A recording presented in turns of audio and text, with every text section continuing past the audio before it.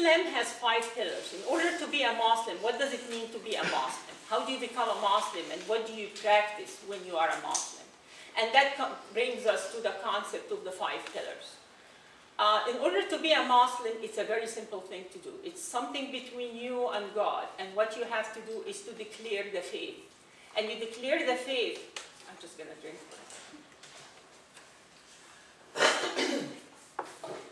You declare the faith by saying there is no deity but God, and Muhammad is the messenger of God.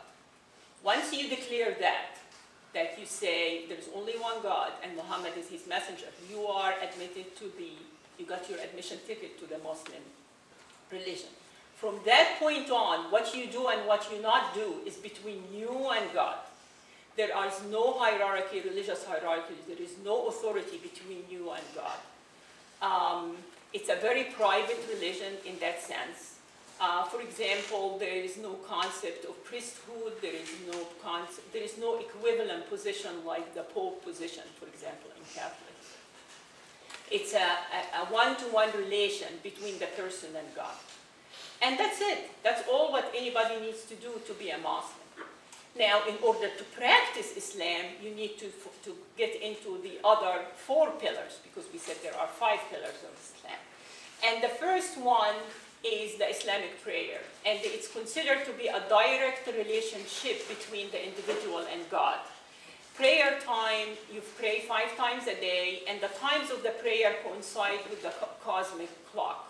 They are you pray at dawn, you pray at noon, mid-afternoon, sunset, and when the twilight disappears, when it gets dark. And prayer is done by people standing in line, shoulder to shoulder, in any mosque or any place. You can pray with a group of people, or you can pray in a place in the mosque. And people stand in line, and they are facing Mecca, which we talked about, the Kaaba in particular, which we talked about, which is believed to be the first temple that was built by Abraham and still preserved to be there. And they recite some parts of the Quran and shorter prayers. And they do it 5 times a day.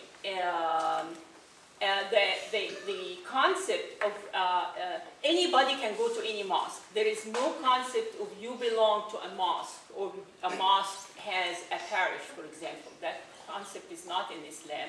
Anyone can go to any mosque, and people stand next to each other in a line and perform their prayer. Or you can pray by yourself. You don't have to be when I just took a translation for one of the chapters on the Quran, in the Quran, that people repeat in this prayer. Sometimes they repeat it twice, sometimes they repeat it 4 times. And I'm going to read it for you now and see how what is your impression about it. In the name of the merciful, compassionate God, praise be to God, Lord of the worlds, the merciful, the compassionate, King of judgment. You alone we worship, and you alone we seek help from.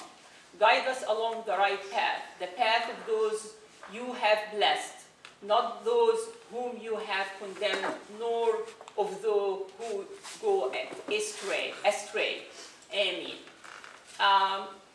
Once you listen to this and think about it, I think anybody from any religion that's worshiping can say that prayer.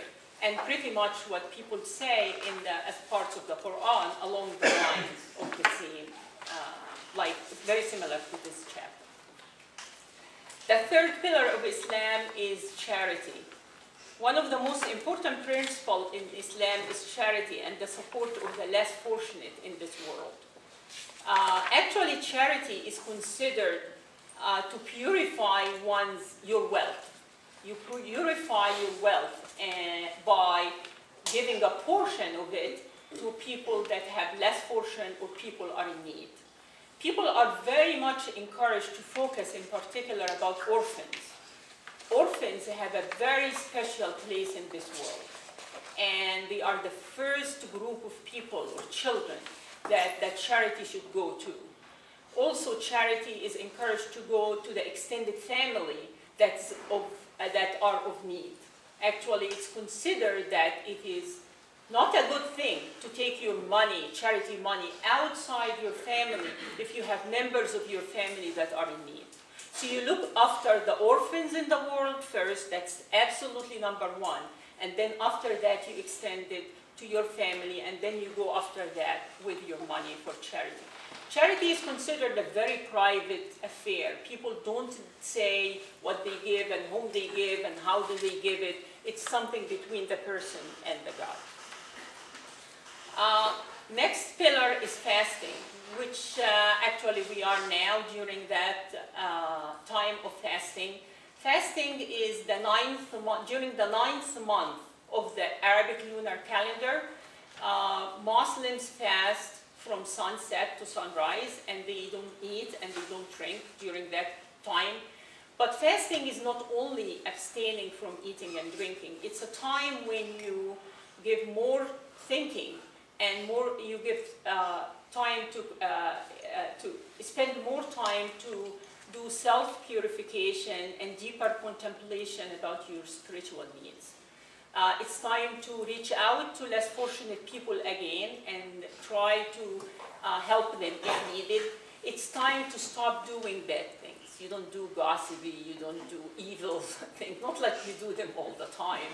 But it's just time you just focus on being a good person and what does it mean to have higher spiritual values.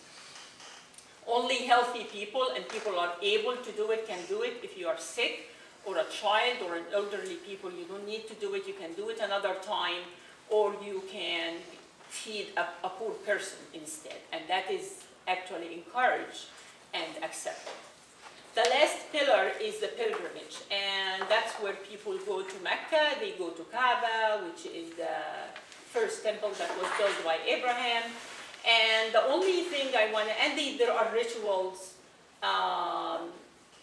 around how do they do it. But the most important thing I want to share with you is that men and women, when they perform the pilgrimage, or what they call the Hajj, they have to be dressed, they are all dressed in a special way, and it's the same way. All men wear the same thing. It's a white robe of fabric, and the women are mostly, they cover their hair, and they wear white flowing gowns. And the idea there is that in front of God, everybody looks the same. I can go there for the Hajj. I'm going to look exactly the same like the king of Persia, the king of Saudi Arabia, if he's performing the Hajj at the same time.